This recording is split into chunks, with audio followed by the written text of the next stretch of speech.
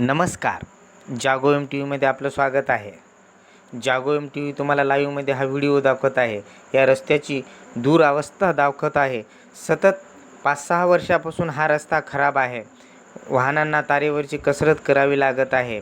हा रस्ता कमीत कमी 2 ते 2.5 किलोमीटर रस्ता हा खराब आहे आणि या रस्त्याची दुरावस्था बघता असं वाटते की हा पांदण रस्ता आहे की काय, अशी या रस्त्याची अवस्था आहे.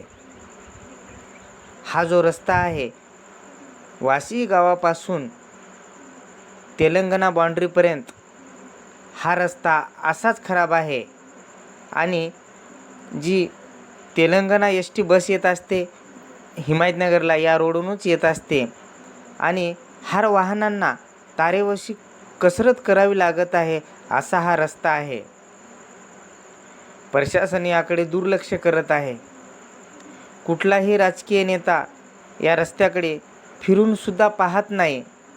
चर्चा असते फक्त सर्वसामान्य जनतेची जाता येता की हा रस्ता कधी दुरुस्त होणार, या रस्त्याची दुरुस्ती कधी होणार, असं सर्वसामान्य माणसाला सतत प्रश्न पडत असतात.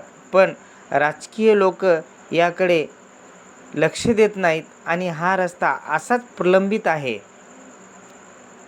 येणाऱ्या जाणाऱ्यांना खूप कठीणाईचा सामना करावा लागत आहे. महाराष्ट्राचे जे रोजमजूरदार आहेत ते तेलंगणाला जात असतात आणि या रस्त्याहूनच त्यांना जाणं येणं करावं लागतं. रात्रीची वेळ झाल्यास हा रस्ता रात्रीचा रस्ता नाही आणि या रस्त्याहून जाणं म्हणजे एक संकटाला समोर जाणं, असं या रस्त्याची परिस्थिती आहे.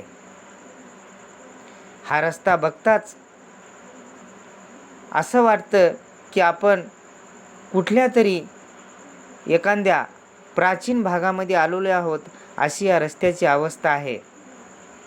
येथील स्थानिक नागरिकांची अशी मागणी आहे की या रस्त्याकडे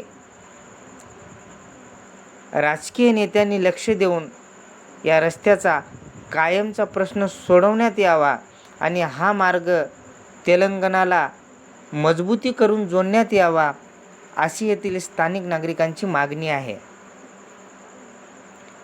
हा रस्ता जंगलाचा असल्यामुळे खूप कठीण रस्ता आहे, कारण या रस्त्यावरून गाडी चढवणं म्हणलं तर एक संकटाला समोर जाणं, अशी या रस्त्याची दुरावस्था आहे. येथील स्थानिक नागरिकांची अशी मागणी आहे की हा रस्ता कायमचा पक्का करण्यात यावा.